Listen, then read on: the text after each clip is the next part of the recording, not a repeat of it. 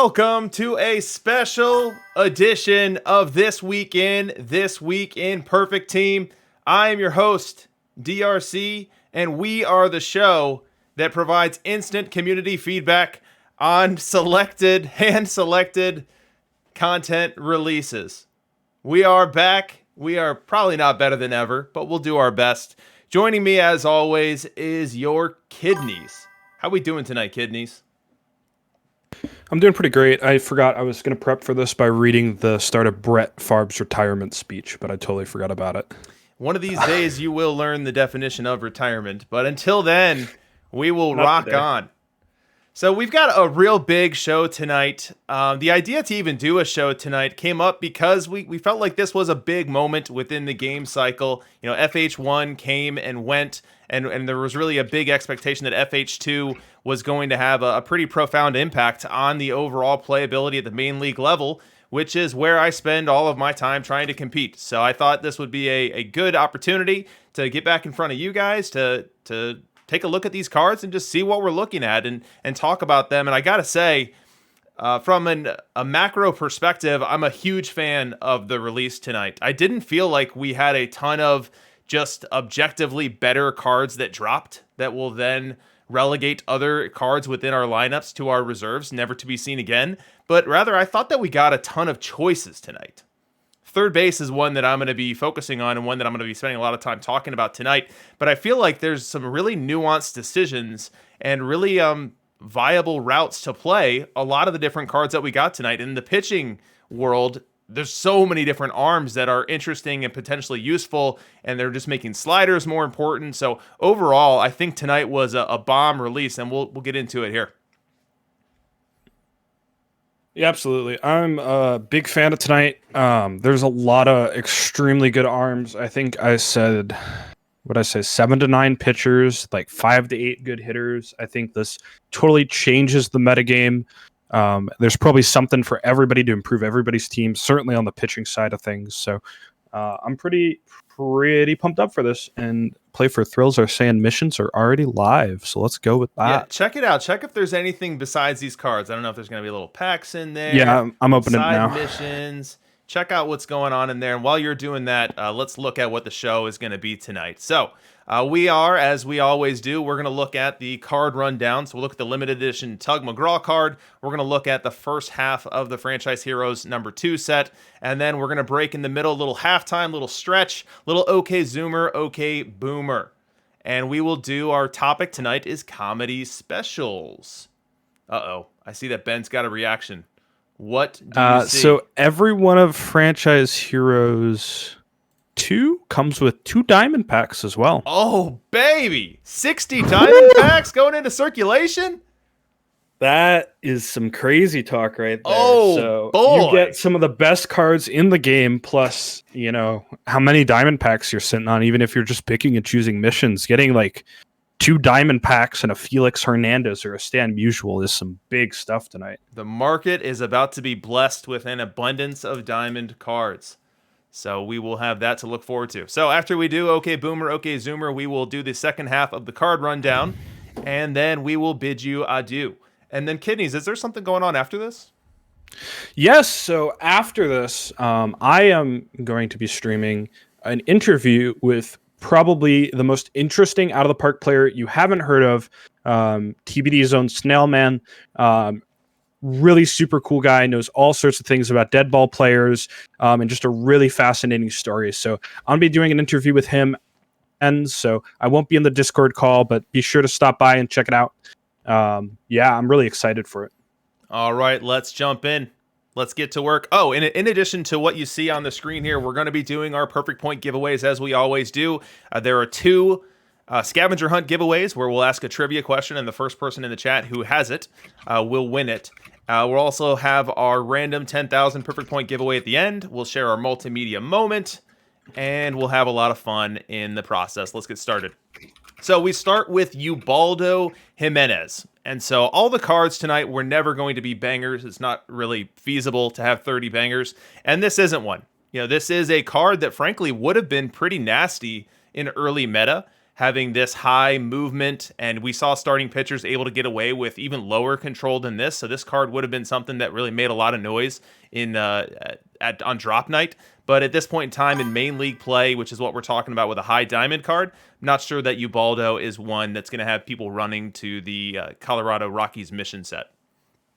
Yeah, I almost want to call it a budget option but I don't know where these cards are going to settle. It certainly depends on what Franchise Heroes 3 pans out to be, how stuff for that is, if there's toppers for that, etc. Right? Because you do need these cards for future missions, so do remember that. Don't go running to sell them if you're trying to do the mission chain. But this is a pretty solid card. I thought it would be really interesting as low diamond. It's very rare you see a pitcher with this many pitches that highly rated, but it doesn't really attribute to a big stuff rating anyway. I loved Ubaldo growing up. A few of his seasons he had were unbelievable, out of this world. But sadly, it's a 96 and a 94, so not going to see play for a low diamond. So. And we can't forget that we're coming loaded with our fun facts per player tonight, as we always do. The fun fact for Ubaldo Jimenez. And is it Ubaldo or Ubaldo? I've always said Ubaldo. It's probably Ubaldo. Okay. Either way. Ubaldo Jimenez threw the first no-hitter in Rockies history. Did so against the Braves on April 17th of 2010. All right, we move on from Jimenez, and we land on Andy Bennis. Now, fun fact for Andy Bennis. He actually threw the first pitch in Diamondbacks history. Did you know that? Now, as we look at this card, we've got a stuffier starting pitcher. Now, the high stuff is coming with a little bit lower movement than we have come to look for our starting pitchers, and frankly, even for our bullpen pitchers. And so that's looking like the biggest vulnerability for Andy Bennis. But as you look at this one, what do you see? I see a card that's got a lot of stuff attributed to it. It really where it's lacking is the movement. Probably going to talk about movement a lot tonight, given how many high movement cards we see. I think this might be the lowest. No, roughing's the lowest, but this is the second lowest one. And it doesn't have the great control to compensate either. So even though I really like his fly ball pitcher and he's got great stuff on him, I think this one just falls a little short. Again, this card's going to be great at lower levels because it's going to strike out so many guys. But probably not an end game option here. And 4score4 says Fergie is low too. That's definitely something that we're going to be talking about. That's one of the more interesting cards in the drop tonight, but we won't do any spoilers at this point in time. What we will do is we will move forward to Gaylord Perry. Gaylord Perry coming in here, another starting pitcher. This one, a ground ball pitcher. It's got the high stamina on this one, and this one's coming with a truckload of movement on the same side. So for right-handed batters, you've got 95 in play.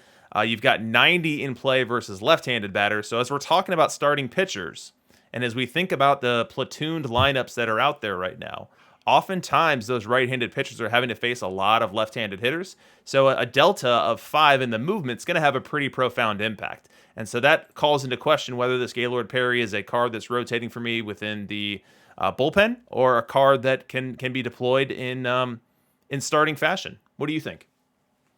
Really close to me. I like comparing this a lot to Derek Lowe. He's rocking a lot more stuff. Split-wise, it's 16 and 11 stuff VLVR, but he's got one less movement, 2 less control VL, but he's got 2 more control VR and 1 more movement VR. So he's a much better pitcher VR than Lowe, who's already one of the best pitchers in the game, and he's arguably, you could say, like 1 point of movement, 2 points of control is probably better than 16 points of stuff, but it's probably pretty close. So I'm a big fan of this card. I think this card is going to be a top-end right-handed starting pitcher. Yeah, and as we look at evolving meta, so right now in Perfect League, you've got a lot of people running lefty, you've got a lot of people running neutral, you've got a couple people running righty. If righty cheese were ever to take off and get significant growth, this would be the type of starter that you'd want to roll out there. And maybe Luke Appling is the first domino to push teams into that direction. Thinking about teams like Piscotty Doesn't Know and other teams that are currently running righty right now, this would be a counter if that started to pick up in practice. So fun fact on Gaylord Perry. So one of the things that he was most well known for was his ability, willingness, and proclivity to doctor the baseball. However, despite doing that the majority of his career, if not the entire career, he was never ejected for it until 1982, which was his 21st season in the bigs. So was able to stay ahead of the fuzz for 20 plus years. We move on to Duke Snyder. So fun fact on Duke Snyder, he made 8 NL All-Star games and he helped the Dodgers win 6 World Series in his 16 years with the team. So 6 World Series put into the trophy case in only 16 seasons. Definitely someone who has a permanent place in Dodgers franchise lore. As you look at this card, Kidneys, what do you see? I see a lot like the Duke Snyder last year, where he's got a big V-right bat, but a little low on the avoid K. So I don't think, with the one defensive position, you're looking at a DH option because it's not good enough to be in center field. The way I like this card, though, if this card can get into the hands of a low-level player, he is absolutely going to destroy lower levels with high contact, high power, high eye, everything you need, and you don't really care too much about the weak VL splits. So Duke Snyder, more of a low-level option, kind of a perpetual motion deal. So I think he's very good for that. I would probably stay away from him in like gold and above, just because he's very splitty and he's not going to play defense for you. So that's the big problem here. Center field only card with really low range, really low center field rating. Just tough to justify that at the upper levels. We move on from Duke Snyder. We go to Brandon Webb.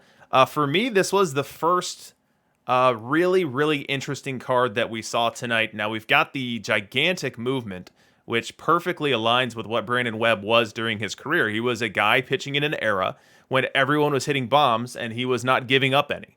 So I love to see that very movement-heavy profile. Now, he did walk a good number of guys in his career, and that 85 control versus left, 86 control versus right is very much in line with who he was as a pitcher. So you have great home run prevention here. You've got decent stuff. You've got lower control. So can this work in the rotation with only 91 stamina? I don't know the answer to that. It's something that's very interesting, and I think that's really the recurring theme for the set tonight, is there are so many interesting pitchers. We're not walking away with 5 dudes where it's like, all right, these are your starters, and then these other 10 guys, you rotate through relief.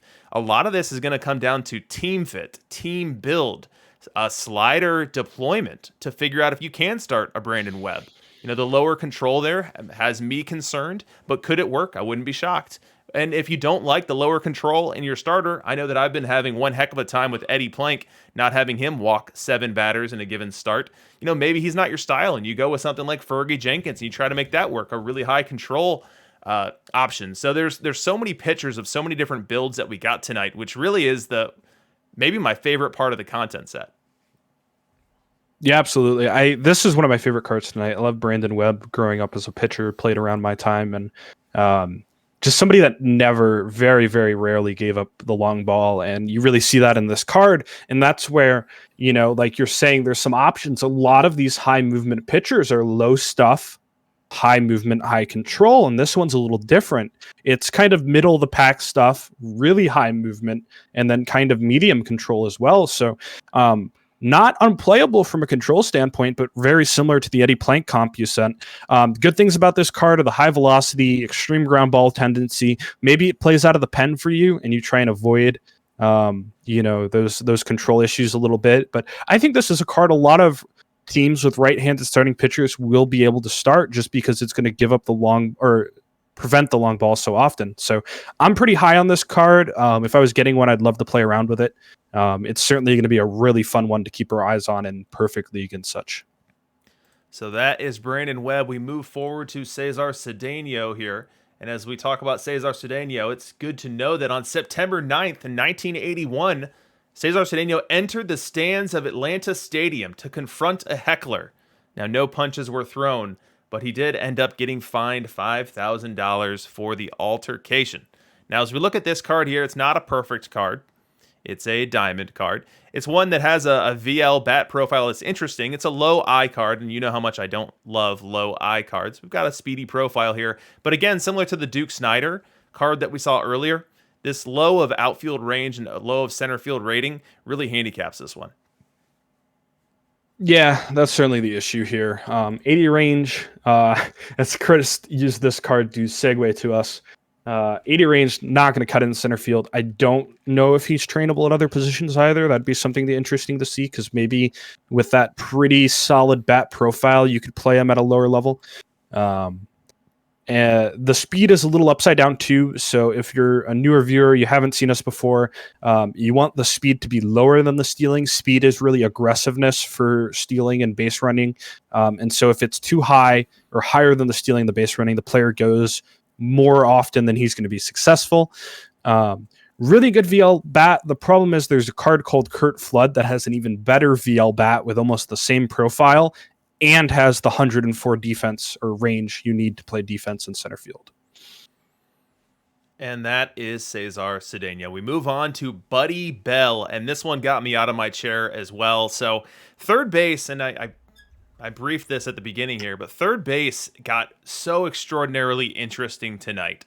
So Buddy Bell comes in. He's very good defensively. I think on Chris's slide, it was something about 6 consecutive gold gloves for him at third base. He comes in slightly less defensive than Schmidt. So Schmidt's going to be the best defender we got tonight, but Buddy Bell's going to be good.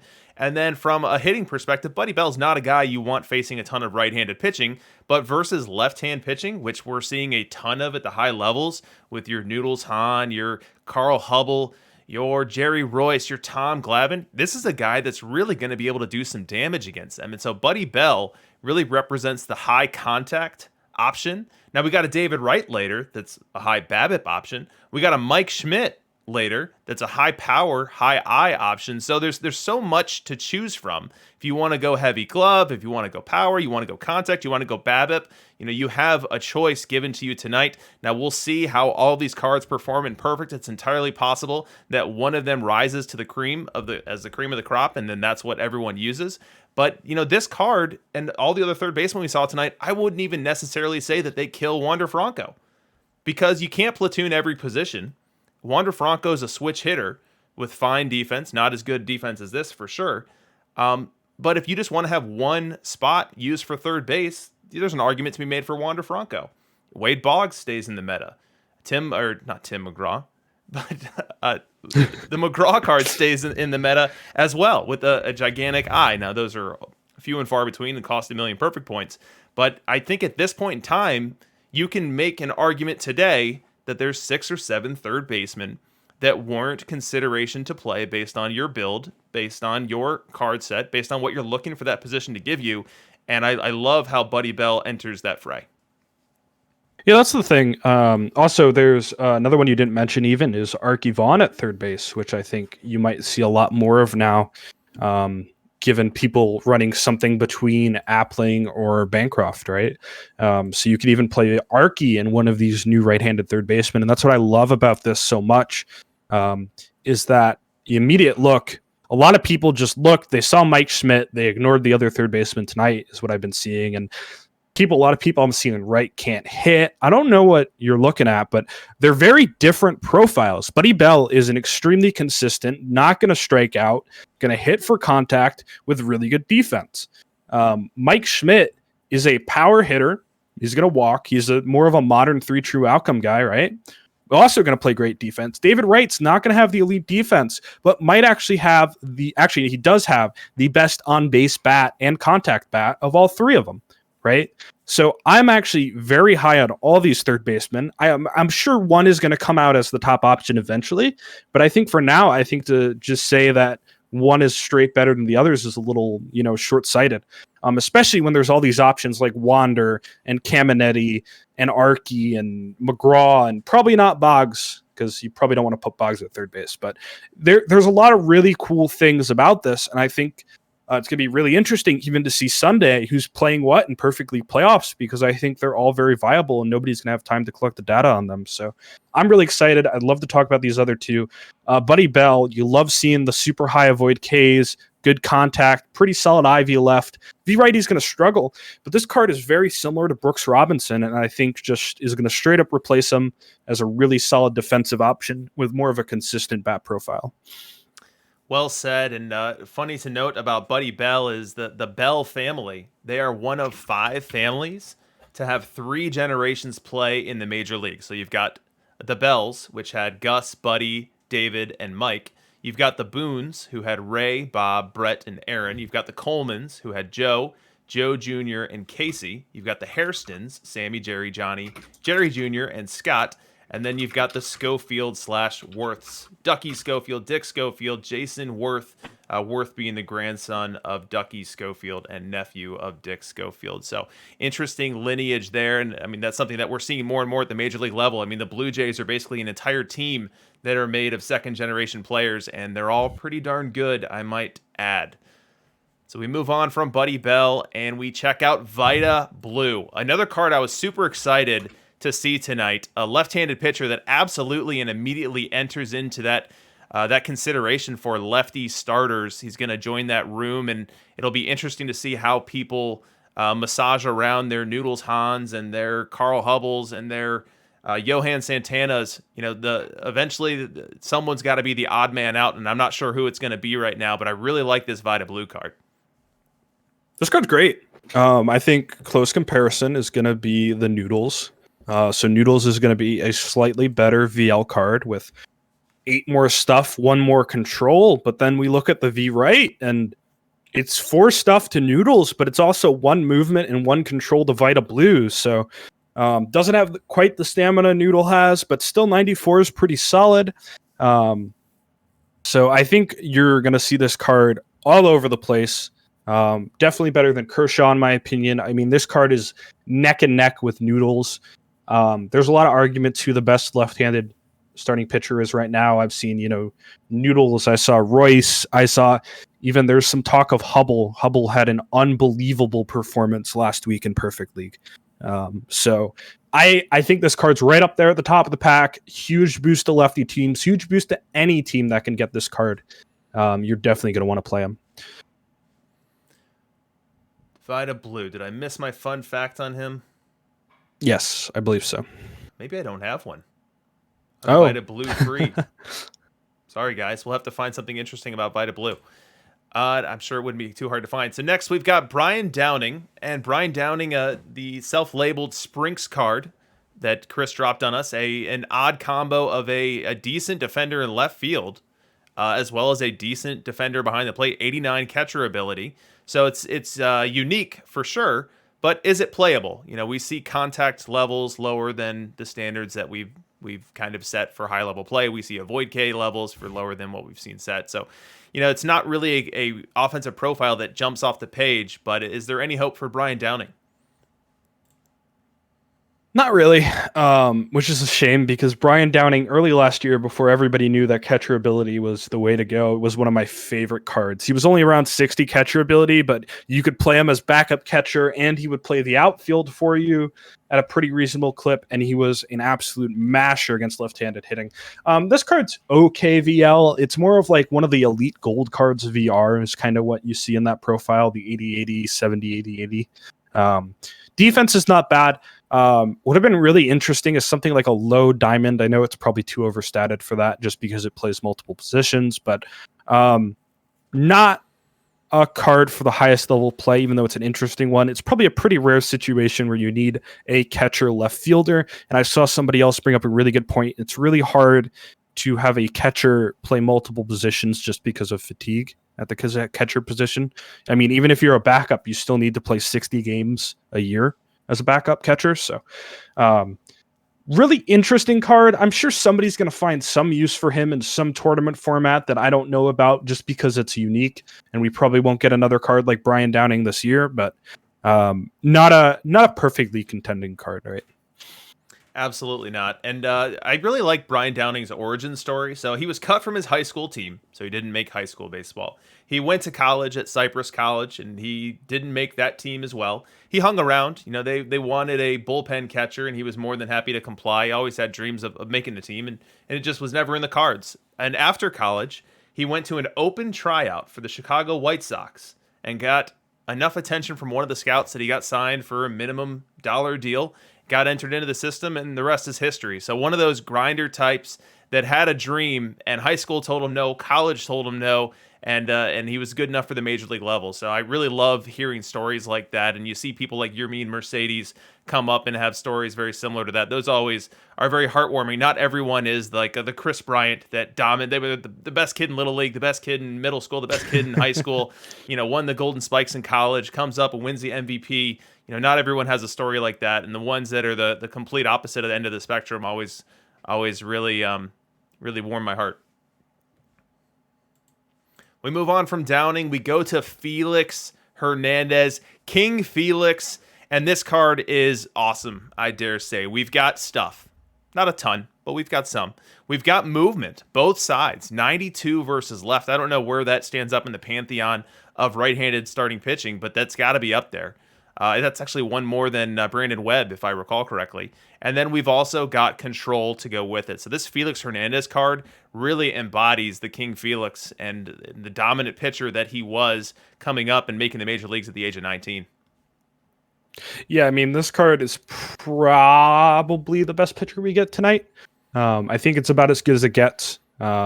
Just absolute insane profile on really both sides. It was kind of funny. I was looking at reactions to this card when it came out, and everybody was like, yeah, this is awesome. Felix Hernandez for the Mariners. He's so good. And I just saw one guy type like, meh, I thought Felix would be better than this.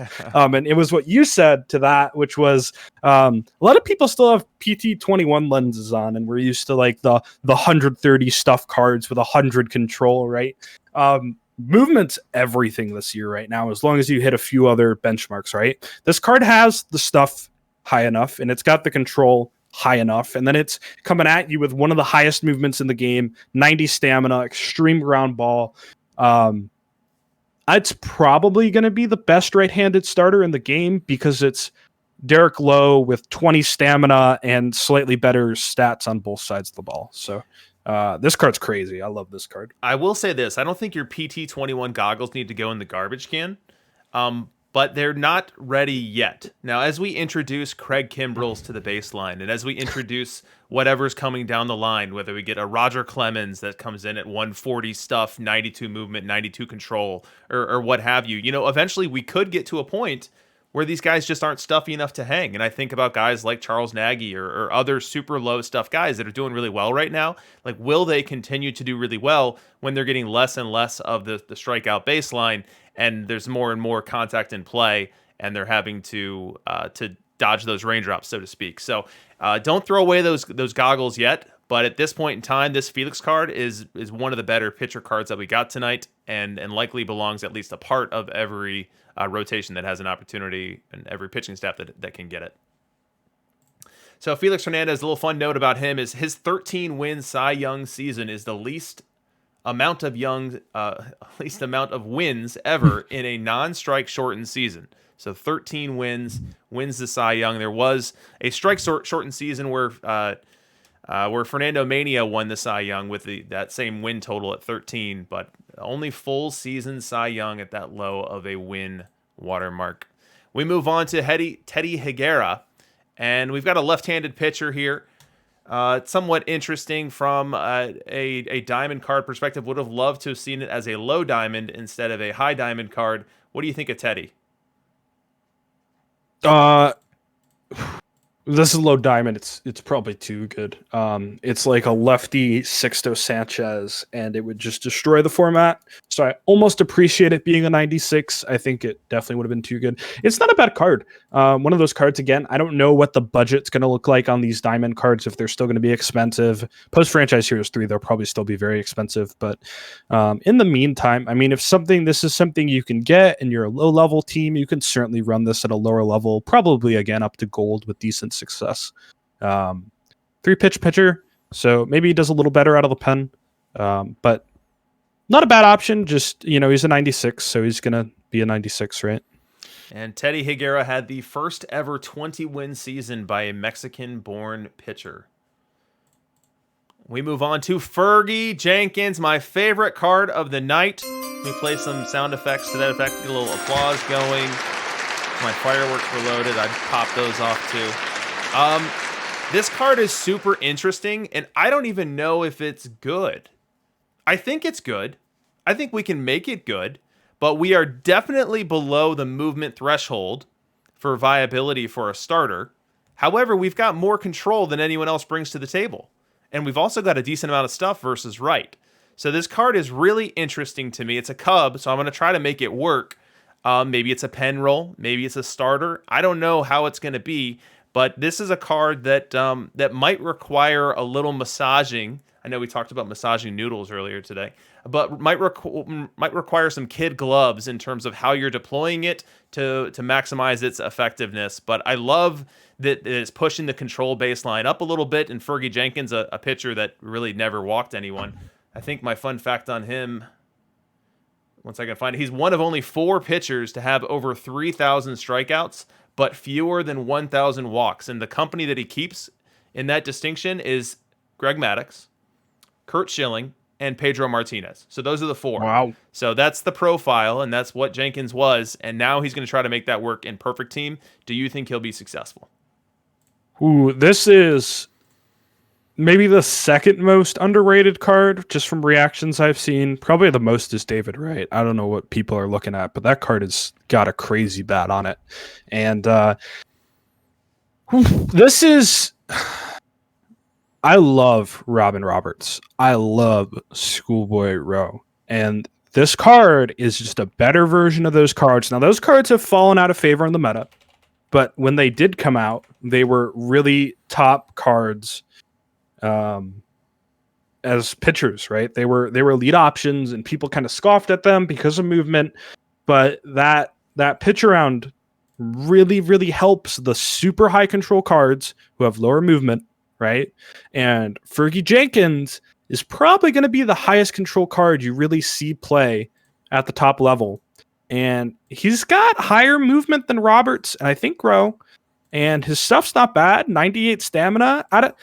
I'm probably a little too optimistic on this one, but it's definitely something, if you're in Perfect League, should be a rotational piece as you're cycling in and out pitchers, right? And that is Freddy Jenkins. We move on to Joe Morgan. Now, this is a card that I was really looking forward to. There's not a ton of left-handed second basemen in baseball history. And so we only have, 4 or 5 dudes left that really fit that profile and could be a meta maker, a meta shifter. And so as we're looking at that archetype within high-level play, it's really just Cupid Childs right now. So we've got everyone playing Jackie, for the majority of them going both ways. Some people running Cupid. I think Joe Morgan, with his higher range than Jackie, now Jackie's he's more statted up on the error arm, TDP, so they could come out comparable from a defensive efficacy perspective. But Joe Morgan with that VR bat, especially in a lefty ballpark, I think that this is going to play, and I think it's going to play well. And let's not lose sight of the fact that it's also a good base runner. This isn't a 100 steals guy, but this is a guy that's going to swipe 15, 20, 25, even with conservative sliders, and he's not going to get caught a ton. So I'm a big fan of this Morgan card. I think that, given that there are only so many left-handed second basemen, it's great that this one hits, and it's great that this one is immediately a consideration for those teams that need to decide now. Am I going to keep running Jackie every day, or am I going to get Joe Morgan in there? Is Morgan going to be my backup? Is he going to be my starter? How am I gonna play this one? And I think that the loser here could be the backups like Frankie Frisch, and then the other super glove backup that I'm losing sight of right now, Miller Huggins. Yeah, so those could be who lose like backup plate appearances for this, or Jackie could lose starts because of this. But I think it's not clear what the right move is. Now this is a power dominant profile, so if you wanted to call this a bird, I probably wouldn't fight you over it. Power is the highest rating on this card, but I think given how low the avoid Ks is and how high the contact is, especially with the eye, I think that this card can work. This card is going to kill right-handed pitching. It's going to play pretty good defense. I mean, the rest of it's a little low, but it's 99 range. It's good. Like you said, it's going to run the bases pretty well. It's not going to hit left-handed pitching, but here's the thing. Frisch and Huggins, mainly Frisch because he's the better of the two, are not really super great at the highest level, right? And this is going to be pretty much the only left-handed second baseman option out there right now, other than Cupid. If you have Cupid, and I really don't like Cupid at second base because he doesn't play defense at all. But I think this card for sure has an option with Jackie. It's not like I have Jackie, I need to platoon him with this card because Jackie hits both ways, but this is certainly going to hit righties better than Jackie is because it's the opposite hand of the bat, right? And if you are playing a lefty cheese team, then you probably got to consider this card in your arsenal now. Yeah, it's very good. Yes, I'm saying Evers does not play in Perfect League as good as Gold Johnny Evers is. So I like this card a lot. I know you like this card a lot. I think this card is going to be all over the place in Perfect League, if not this week, next week. And again, it introduces choice. Cupid is absolutely going to hit this card under the table. Cupid's going to crush this card versus right, in my opinion. Cupid is an absolutely monster VR bat. And so people get to decide. For someone lucky enough to have Morgan and Cupid, you get to decide what's more important for you, bat or glove. And those decisions are what makes this content set so great, is that we've gotten options now, and that's what I'm a big fan of. Yeah, Joe absolutely. Morgan. I love the options. And a lot of people are forgetting, too, Jackie plays shortstop. So if we're platooning this and Jackie, you get Jackie to back up shortstop.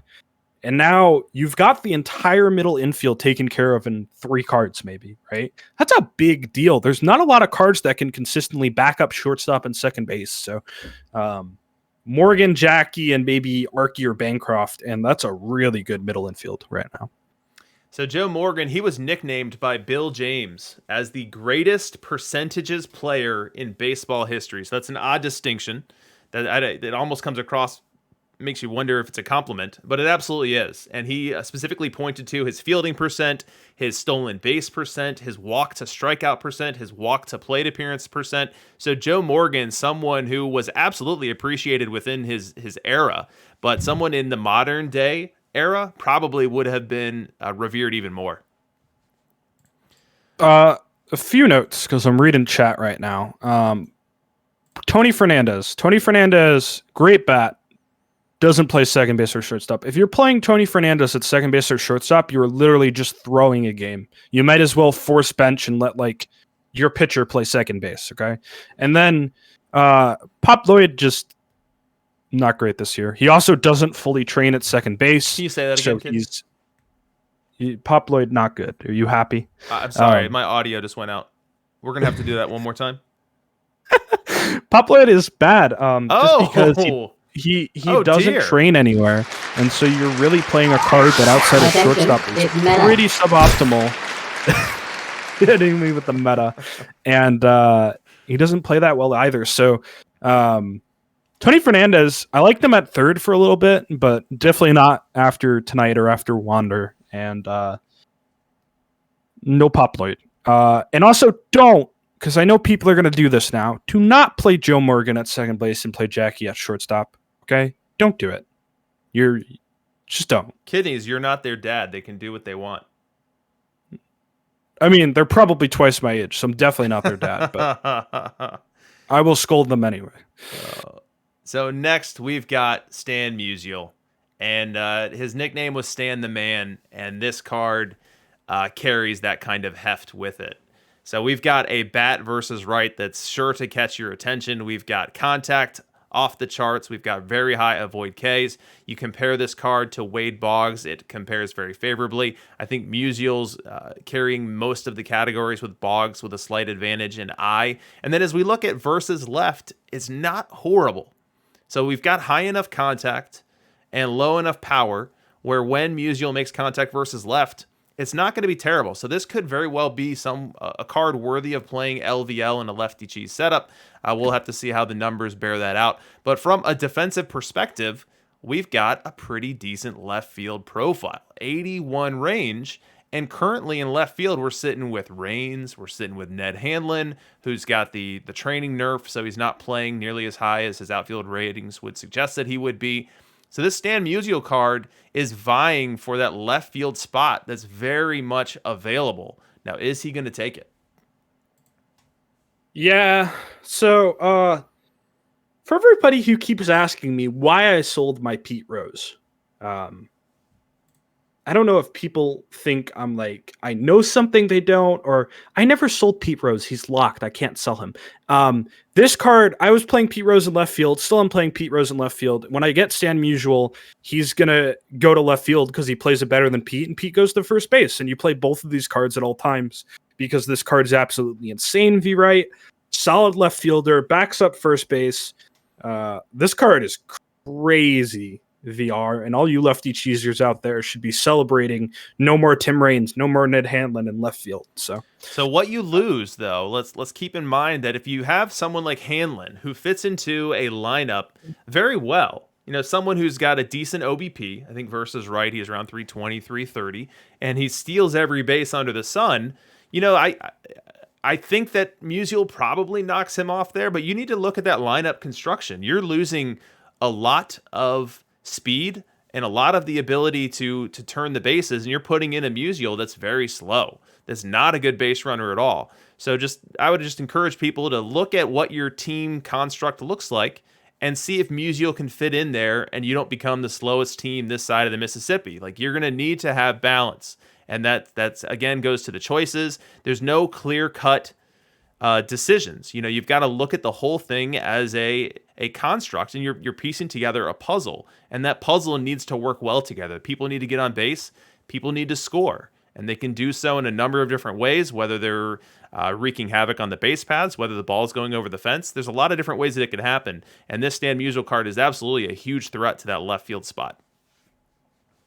Yeah, so I like Hanlon a lot as a backup because he plays two positions. He runs the bases well, right? He plays good defense. So Hanlon's okay. Just if you want a starting left fielder, right, you're going to pick this card over Hanlon, Like, obviously, you said positional flexibility and those kind of things, very important with Hanlon. Raines is gone. Raines plays just left field. Raines don't hit. Raines steals a lot. So Raines is good for that, but I mean, you can't have a card on your bench that only plays left field, right? Especially when this card is so much better a VR bet than Raines. But it's that same Wander argument, where if you want left field to be one of the positions that you don't platoon, you can have Raines there. No, he's not going to hit the cover off the ball. He's going to be a below league average bat both ways. But when he gets on base, a lot of those walks, a lot of those singles turn into doubles. And as he's on base and as he's on second base, he's turning a lot of the singles that come behind him into runs. So there's so much gray when it comes to building a team. So I'm going to stop short of saying Raines is completely out of the meta, because if someone needs that speed, needs that attribute as part of their overall build, and they like him batting leadoff versus left-handed pitching, do what works for you. And if you don't want to platoon left field, and I'd understand why you might not want to, do what works for you. Yeah, I thought Raines was dead ages ago, and I think Raines is even deader now. Play this card. This card's good.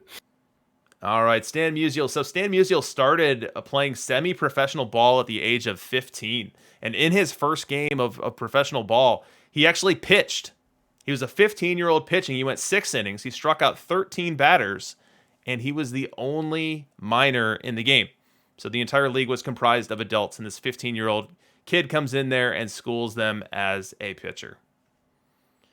We move on. Here we've got Deacon Philippe. I don't know if it's Felipe or Philippe. We'll pick one of them and stick with it. But here's another interesting card. So this is kind of like Fergie. More movement, less control, less stuff. So two completely different pitchers that are kind of massaged. And again, I don't know why I keep going back to that word. Who are kind of massaged a little differently. So if you're someone who needs that movement to feel comfortable and is fine yielding that control, maybe Deacon is a better fit for you than a Fergie. But I really like this as an arm to play in perfect. I don't know if people are going to go starter. I don't know if they're going to go reliever. I don't know if they're going to see this and go in other directions. But one of the great options that we got tonight. Yeah, this card's good. I talked earlier about pitch around. This is against Schoolboy Row, but just a mile better because it actually has good enough movement V right alone, and then you can pitch around on it. So this card's like a super righty specialist. Just gonna eat right-handed batters all day long. Kidneys will start licking his mic like an ASMR channel. I like being close to my mic. I don't know if it's too loud. You let me know. I can turn it down. I like Felipe a lot. 111 stamina, 3 pitches, so maybe you play him out of the bullpen even. But this card's certainly one of the top perfect league options right now. So as I researched Deacon, there was a fun fact about him that was just beyond belief, and this kind of harkens back to the Negro League set we saw earlier in just understanding how pitchers were deployed back then. So in the 1903 World Series, it was a best of 9 World Series in those days, and Deacon pitched in Game 1. He won the game. He pitched in Game 3. He won that game as well. He pitched in Game 4. And when I say he pitched in, he started. He was the starting pitcher. In Games 1, 3, and 4, he won all 3 of those games. Now, as the series went on, he got tired. And so he lost Game 7. He lost Game 8, and that ended up being the deciding game. But his 5 decisions in a single World Series, still to this day, are a Major League Baseball record. He got 3 wins and 2 losses in a single World Series, a record that I can almost bet the house is never going to be topped. How on earth did this guy pitch that many games and his arm not fall off?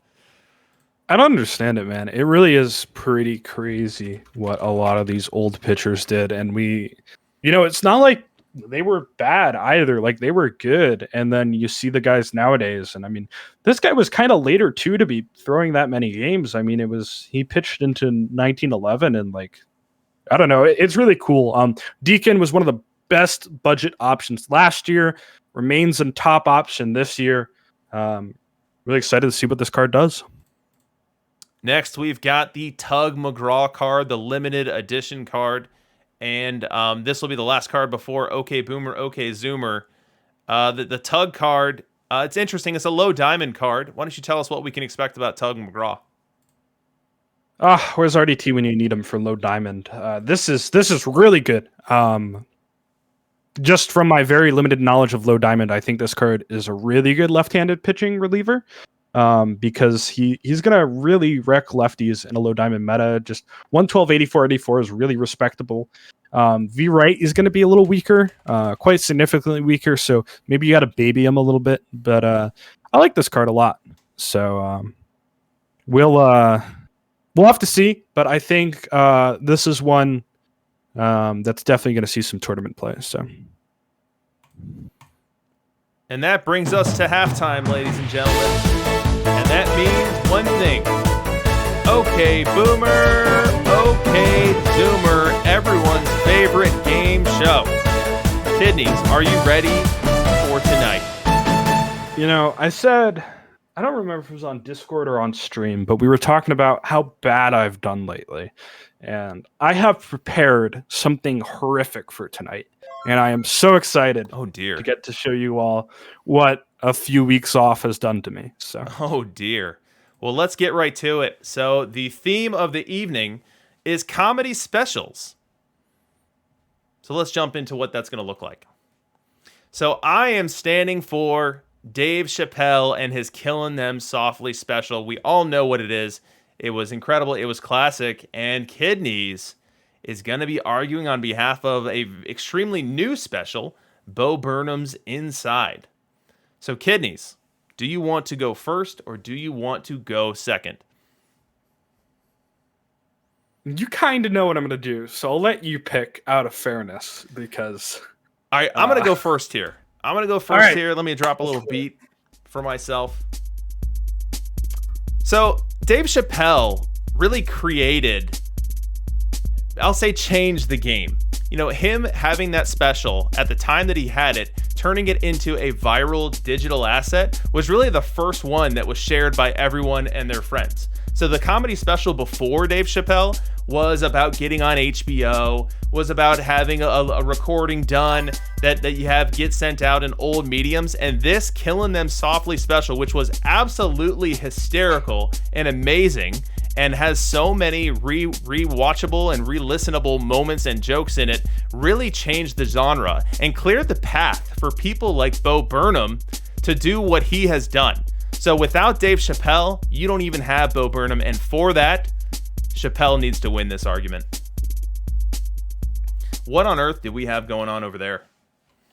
All right. I have written some things down that I'm gonna read, not sing. Hold on, let's put. So it sounds like you don't want a beat because you're gonna create your own beat.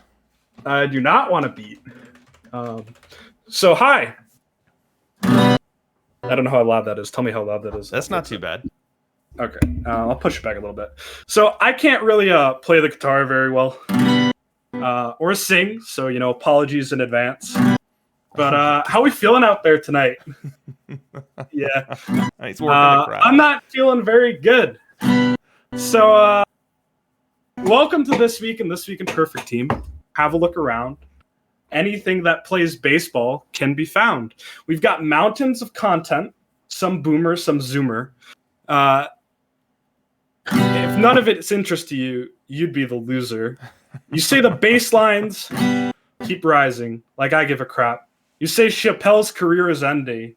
Honey, it already did. TRC's not going to show it. Heaven knows you tried. Got it? Good, now get inside. The simple narrative taught in every Out of the Park stream is demonstrably false and pedagogically classist. Don't you know? The world is built on baseball and cards and perfect team. The global network of capital central functions to separate the player from the means of production. Well, DRC, you found it. Now come up with your hands up. We've got you surrounded. Wow. Wow, kidneys. That is my take on Bo Burnham musical comedy. On a more serious note, I just saw a bunch of people in chat saying they haven't seen Inside yet. It's on Netflix. A bunch of the songs are on YouTube. Bo Burnham does musical comedy, and it's a crazy story about he started making at the beginning of quarantine, and he finished at the end of it, and it just slowly gets more depraved and crazy as he goes on in kind of a maniacal state. I made my mom watch it today. I still don't know what she actually thinks of it, but I love it. It's all the rage with the Zoomers, so if you haven't checked it out and you hated COVID like everybody did, it's a great special. There's some really classic songs in there, like if you've heard Jeffrey Bezos or One I Can't Name or Welcome to the Internet is my favorite. Really, really good. So about Bo 10 Burnham, seconds left to excellent vote in the homegrown poll. YouTube comedian.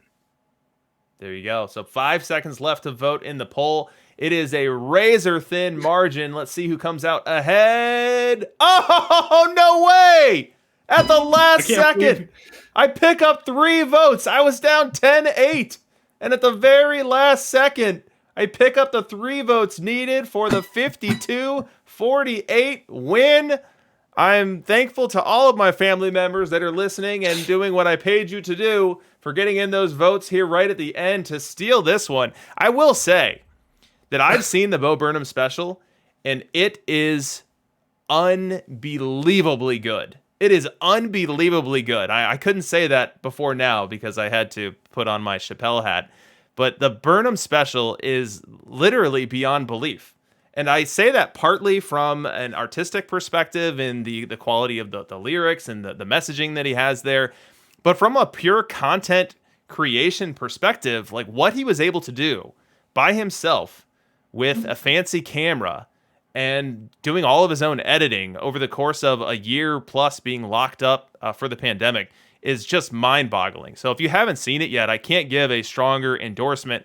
And if somehow you haven't heard the Chappelle Killing Them Softly from way back when, you need to check that out too. So a couple of homework assignments here for the This Week in Perfect Team audience. I have not seen Killing Them Softly, but I've seen a lot of Chappelle through the magical thing that is YouTube, and Chappelle is also fantastic. But Bo Burnham really speaks to me as a Zoomer myself. So. Can you sing one bar of the Jeffrey Bezos song? I sing the one because my mom asked me the other day how old he was, and I'm like, I know this because it's CEO entrepreneur, born in 1964, Jeffrey Bezos. Beautiful. That is fantastic. And that right there, folks, that was everyone's favorite game show. Okay, Boomer. Okay, Zoomer. Well done, kiddies.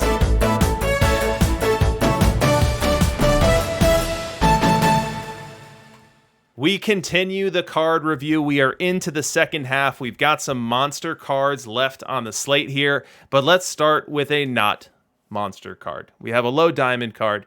The defense isn't where it needs to be. The bat isn't where it needs to be. So even though I like the ratio within the speed and the stealing, this Amos Otis card does not do much for me.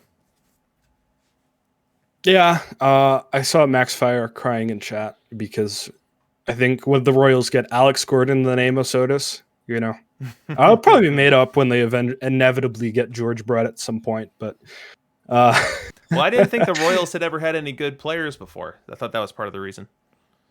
Yeah, kinda, right? I mean, name a Royal player, not George Brett. Go. Saberhagen. Yeah. Is there another one? How about Zobrist? It's like not a current player. Oh, people are saying Bo Jackson. Yeah. Is Bo Jack? I don't know. He was a Royal. He was I don't Royal feel like White he's Sox. face of the franchise material. Well, Bo Greinke Jackson would have been is like good. a classic got injured guy. We already have McRae. I see a Quisenberry, Appier, a lot of Saberhagens. Willie Wilson, yep. Max Fire wants Beltran. I don't think Beltran's going to get a Royal card, but maybe. I think he's already in the game with 100 as a Mets card, right? He is. I'm starting him on my team. What are you doing with Carlos Beltran? I sold my team 3 weeks ago. Don't play Carlos Beltran. I have the stats to prove how bad he is. Okay. So. Oh, boy. So Amos Otis. So in the early 1990s, Amos Otis admitted that he used a corked bat during part of his major league career. It did not help him get better stats on his perfect team card, though. No. Can we get a +1 corked bat on Amos Otis? I mean, is this card that bad for low diamond? I mean, Chad will know. The problem is, I guess it's center fielder and it doesn't play center field. So there's got to be some. The future legend diamond, the Brave, isn't Christian Pache like? No, the Brewer, Garrett Mitchell. Yeah, much better. Oh, okay. I thought Pache was like the low diamond defense guy. Maybe I'm wrong. Max Fire said Amos Otis had 50 career offensive WAR. Oh, Max it's not Fire. Showing that. Let's get an F in the chat for Max Fire and his Royals' lack of love with maybe they uncorked his bat. Yeah, so. Maybe it was translated. So maybe out of the park. Yeah, maybe out of the park has an uncork your bat situation. Yep.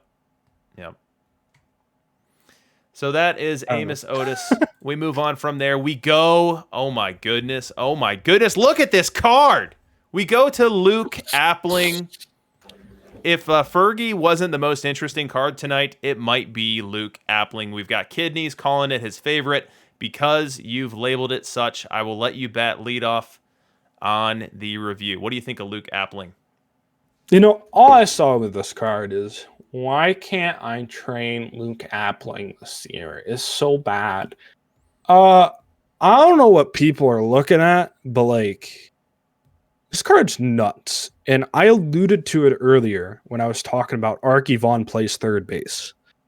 If you want to play Luke Appling, because he's insane, and you're not going for Bancroft at shortstop, right? Max Appling's BREF, I looked this up, does say he plays third base, but he's literally played 10 games there in his career. So he's not going to train at third base, which is really sad. But he is such an insane bat. He's rocking 103 range. Obviously, we don't care about error. We know that from Bancroft and not enough. And he's a right-handed hitter. So again, not like Bancroft, who's a switch. Not like, I just said his name. Wow. I ignore everything you say. So I wasn't listening to anything that you just said. The lefty shortstop. Arky, thank you. Not like Arky. And he plays almost both ways. He's reverse splits I by a huge margin. His bat VL is pretty respectable still, and his bat VR is insane. People were snoring when they saw this card. Appling's crazy. Yes, Appling is a right-handed hitter. Look at the card. That's a right-handed hitter. So if you're playing righty build, you have to have this card. If you're not, you probably still want it in your pocket somewhere. He is the king of reverse splits from Perfect Team for every version. So big shout out to Luke Appling. I've been expecting this for a long time just because he's got to be a White Sox franchise hero. He's such a legend in baseball history. I I've talked for way too long. What do you think of Luke Appling, DRC? Yeah, so another card that's a gift to Piscotti doesn't know here. A righty cheese card. So this card I fully expect to have a positive bat R versus right-hand pitching, which is very rare for right-handed hitters to do that. It's very rare for any hitters to do that against their same side. And as we look at the lefty versus left profile, yeah, the contact's not where we want it. No, the avoid K is not where we want it. But the overall shape of the profile is okay. So when contact is made, the BABIP's going to be pretty decent. And when contact is not made, a lot of the times it's going to be a walk. Now, I'm going to stop short of saying that Luke Appling belongs in every build right now. I don't know that that is true. Arky Vaughn is a thing. And Arky Vaughn versus right-hand pitching is a beautiful thing above and beyond what I think Appling is going to give you here. But Appling... for righty cheese teams and for teams that are just doing a different kind of build might end up being better than the Arky Vaughn. Arky Vaughn, lefty cheese, maybe they actually both fit on a given build. So there's a lot of options. There's a lot of musical chairs that every PT owner that happens to have an abundance of cards is going to have to play. And I don't know if we're going to see every team roll out their Appling, or if there's going to be lefty cheese teams that leave him on the reserves, or if there's going to be other people that can't find room for him, whereas he's going to be an absolutely critical piece on other builds. And if you're in a neutral build, then your options are only even more so. Maybe Appling plays every day for you. Maybe he backs up shortstop defensively to your Bancroft. He can DH for you a little bit. Like, there's so many options here. It's a super cool card. Luke Appling, because of the reverse splits, is always one that really adds a lot of nuance to the card base, because he's going to be a productive hitter versus right. So I'm super excited this card's in the game. The defense is going to be worse than Arky. It's going to be worse than Bancroft. It's going to be worse than some of the other options you have, like Andrelton Simmons. So you're really doing like a bat play there. So it's a trade-off. And I love that everyone has the chance to figure out what's right for them. So, few notes. I have this card punched into an updated version of my spreadsheet that I've been running that I'll hopefully publish soon. But this is the 10th best bat in the game by my numbers, including most of tonight's cards. And Arky is 12th, right? The big difference between the two is this VL bat is very respectable, where Arky's is not, right? Obviously, you're losing a little bit of range, but I think in a non-lefty cheese neutral build, it's probably the preferred option. Or even this card is probably big enough to DH and play backup, or play DH and platoon, because he can play both ways almost. So, see, that's the thing though. Like, I don't know if it's going to be a big bat versus either side. Like, because of the right on right pitching, like, I think it's going to hit well enough to be above league average versus right. I don't think it's going to crush. And then versus left, because the deficiencies in contact and avoid, I don't think it's going to crush there either. But I think it's possible that it's above water both ways, but probably not like crushing like an Arky does versus right, or like a DH option like a Heilman does versus left. So the fit here is so interesting, and I can't wait to see what ends up bubbling up to the meta. So I have him as a 386 base VR, and he's like 2 points on base plus slugging better than Arky. And then VL, significantly better. He's like a 364 on base is what we're looking at. This is all perfect league environment. So I'll take the I'm really under excited on about that this number card versus left, but we'll have to get him out in the wild and see what happens. Mm-hmm. All right, so that's Luke Appling. Let me see what kind of fun fact I've got about him. So Luke Appling, he actually played baseball left-handed until high school. He got to high school and he said, "Hey, I'm a shortstop." His coach said, "No, you're left-handed. You're not playing short." He goes, "Okay, so I need to put the glove on the other hand. I'll do that." And that is the point that he became a left-gloved or a typical right-throwing defender. He became a shortstop, and obviously a great defending one. Perhaps that natural lefty leniency for him has something to do with the fact that he ended up hitting right-handed pitching better than left-handed pitching over his career. Probably not, but we'll throw that out there just in case. But that was an interesting little tidbit about Luke Appling. We move on. We've got Bert Blyleven. Bert Blyleven, he threw a no-hitter on September 22nd, 1977 in his last start for the Rangers. Last start ever for the Rangers. He was then traded in the offseason. So for 10,000 perfect points, Who was the most recent example of a pitcher throwing a no-hitter in their last start with the team and then getting traded? I need some Jeopardy music here. I'll drop a beat. We've got it. We've got it right away with Blubla 12. It was Cole Hamels. So congratulations to Blubla 12. Cole Hamels actually went to the Cubs. He was actually a decent innings eater for the Cubs as well, but threw a no-hitter for the Rangers, then goes to the Cubs in a trade. So Blubla 12, if you can DM me on the Discord with your perfect team username with the appropriate capitalization, we can get you those 10,000 perfect points by next morning. Congratulations to you. So Burt Blyleven, let's get back to it here. We've got a low movement starter. Now he's trying to make up for that low movement with high stuff. That 129 versus left, 124 versus right, higher than a typical pitcher, typical starting pitcher. Can he make it work? Probably not. Probably this is something, again, that's going to be much better on a lower level of league play because of the highest stuff, but doesn't have movement and or control really to cut it at the top level. So probably one of the weaker starting pitching options tonight, and there's a lot of really good ones, so it is pretty hard to live up. So I'm not really seeing a role for this card. But again, I mentioned this earlier, don't sell your cards, folks. Keep them for FH3 because there's a lot of big cards left, right? So we should expect some of those, Next, we've got Hank Greenberg. Holy cow, look at all the blue we have here. Before we get to the card, let me share with you that Hank Greenberg was the very first American League player to register for the United States draft in 1940, heading into the military. And now he was originally classified as flat-footed. So he was given an out. They said, "You're flat-footed, man. Sorry, you can't join. Sorry, you're not fit for regular duty." And he insisted. He requested on being reevaluated, being reexamined, and he was able to be reclassified and labeled for fit for regular military service. His salary at the time shrunk from $55,000 a year to $21 a year. Now, that in today's dollars is going from over $1 million annually to $400. But he insisted that it was his honor and his duty to serve, and that is why he did it, and that is why he was forceful to do it. And even when he was given the flat-footed out, he didn't take it.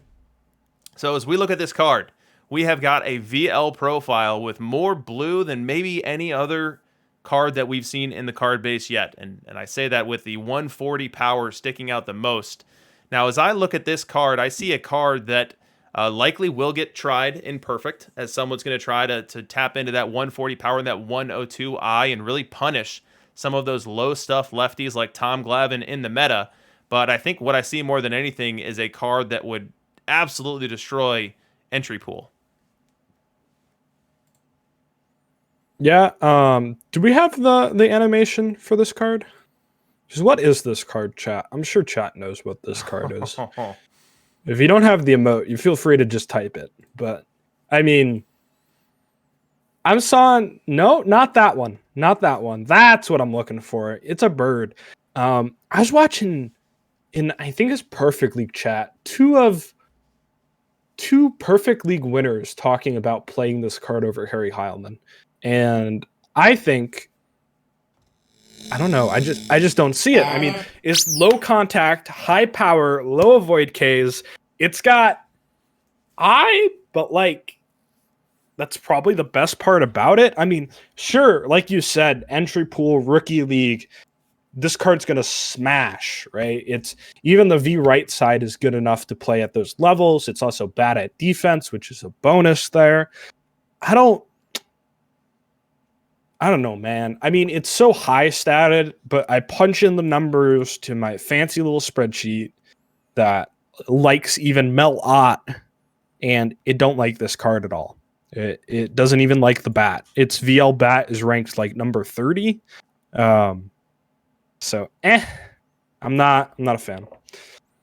Yeah, I'm not going to rule it out. I've seen people be effective with bats like Giambi, which is shaped differently than this. I think Giambi's got a good bit more contact. There are still people that are getting big slugging numbers out of like a Josh Gibson. So, while this card is not going to have the highest batting average, it's going to have a pretty darn low batting average, but it is going to walk a ton, and it is going to go over the go over the fence and give you some over the fence power, and win some games for you. So it definitely is not the traditional PT 22 build. It's not the PT 21 build. It's not a build that typically rises to the crop as the best hitters around. But we've seen people be able to insert and get some value out of high power bats. So we'll see if Hank Greenberg serves to further that, or if not so much. So two good things. Mushroom brings up the BABIP on this card. It is, and you brought up Giambi. It is literally almost 20 points lower to Giambi's VR to this card's VL. So this card's not hitting for contact, right? Ever. The batting average is going to be how Bill Dickey hits like 220 with some power and some on base? This card's going to be a lot like Bill Dickey VL. How dare you? Bill Dickey's got a higher average than that. And I see Abe in the chat talking about what if you have singles turned down and power turned up? That's probably the only case I could see for a legitimate argument for this. Because it's high I and it's high power. But again, it's weird because it's a VL. So really the only environment I see that's succeeding is like Perfect League. And if you want to run that build in Perfect League, more props to you. That would be the bold move to do. But look at Crusader Fan 2000 in the chat. Morgan, Musial, Appling have combined for 0 for 21 in 2 games so far. Stick with him, Crusader. Those hot hits are coming. We move on from Greenberg. We go to Addy Joss. Look at this card here. Another slightly different version and variant of other cards that we've gotten tonight. This one coming in with near 90 movement. Not quite there, but the control's high. So we've got 97 control versus right, 94 versus left. We are pushing up to near 100 on the stuff factor. The hold runner a little bit too low, but the stamina super high. 111 for Addy Joss here. Now, that stamina is absolutely reflective of his career because for Addy Joss, of his 160 career wins, 45 of them were complete game shutouts. So 1 in every 4 wins for Addy Joss was a complete game shutout. Now, Kidneys, how many complete game shutouts is Addy Joss going to be getting in high-level league play? A lot. 111 stamina, so he's rocking the top end of that. I like what Chill Penguin puts in chat. Way better than Nagy.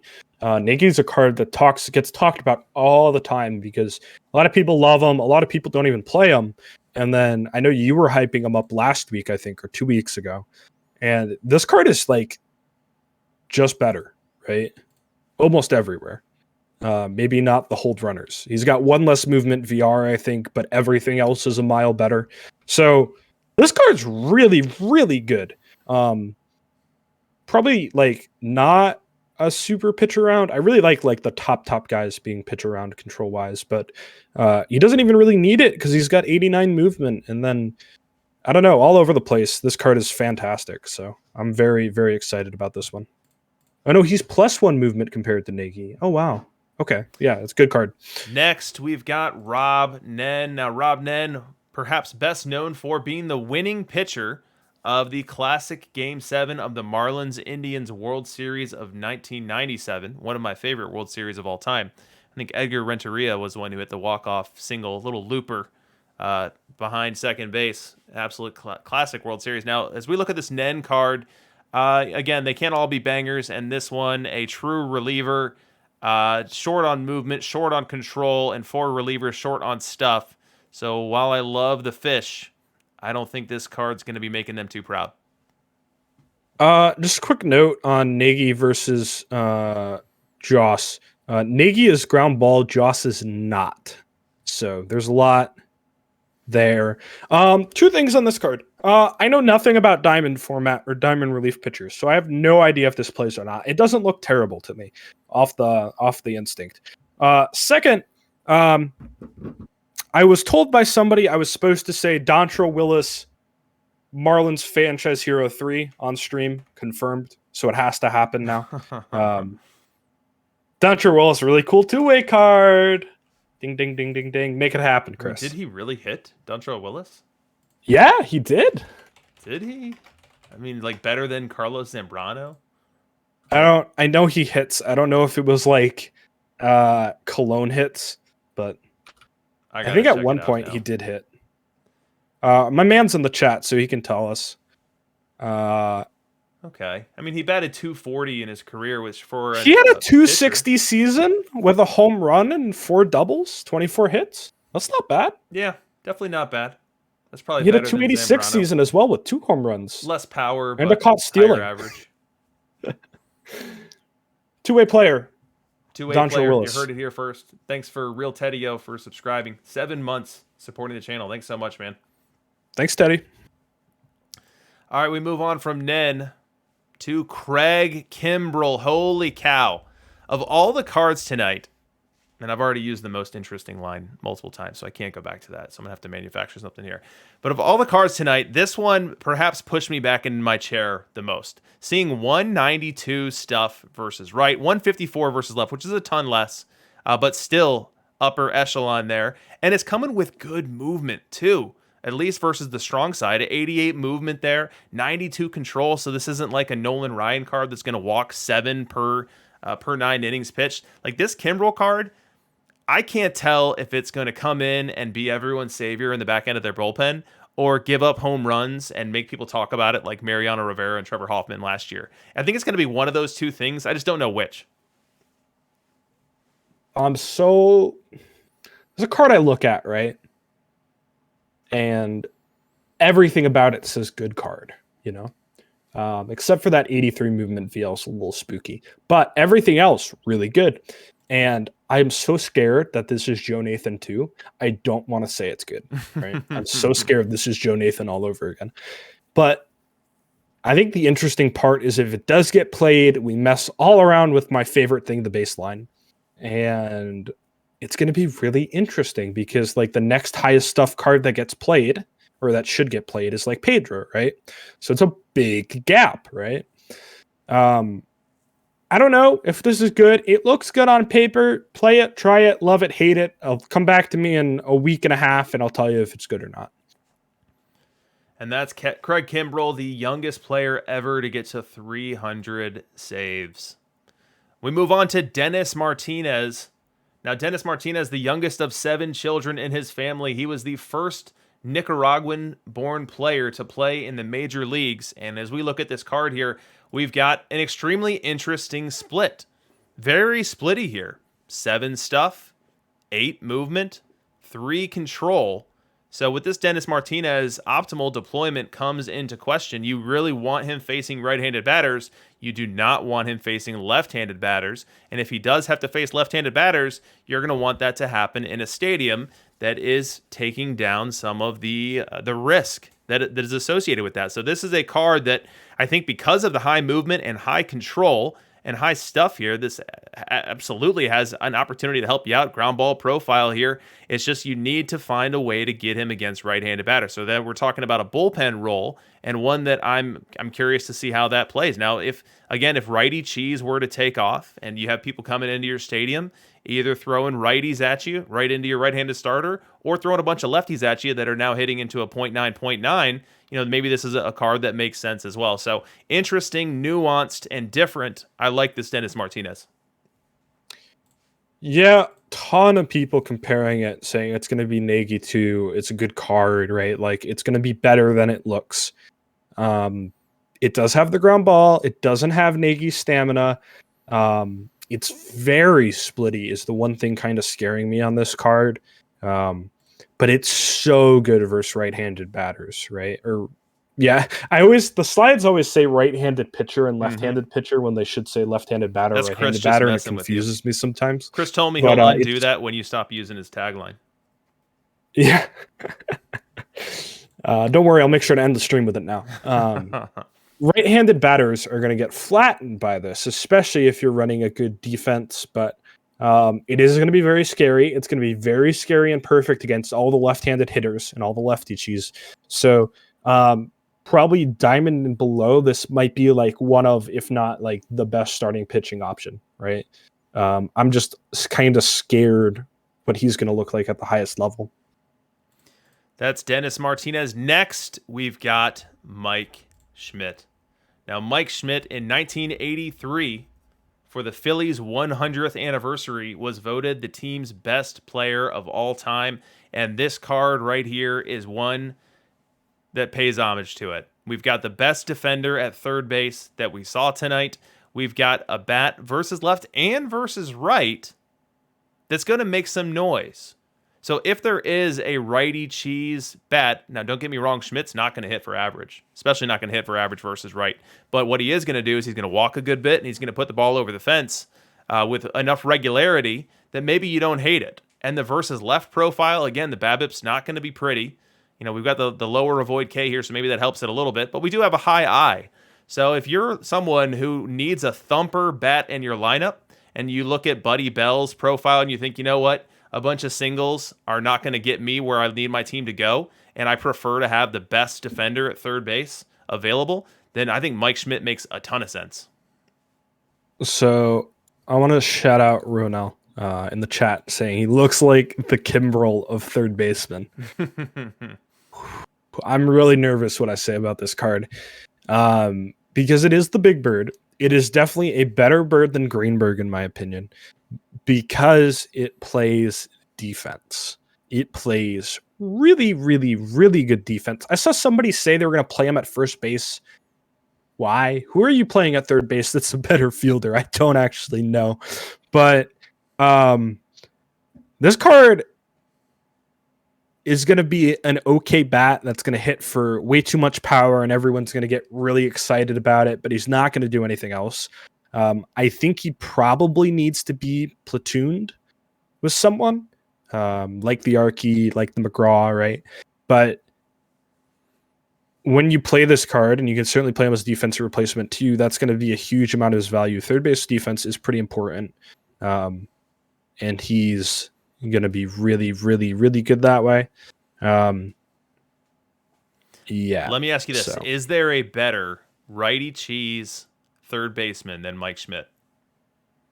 In righty cheese, depends on if you're min-max power. So right on right, I mean, who would be the candidate there? Beltre? Who would you be fighting with? No, absolutely not. Beltre's terrible. Beltre's been terrible for forever. Tell me what right-handed hitting third baseman can hit right-handed pitching. Oh, that can hit right-handed pitching? Yeah, I mean, we're talking about if you're a righty cheese build, who are you putting at third? I mean, you could take the easy way out, take Wander. You know, he's going to hit left-handed versus righties, which you don't love, but, you know, Wander's a decent hitter, so maybe that's fine. And when you face lefties, he's going to bat right-handed and get the stadium buff.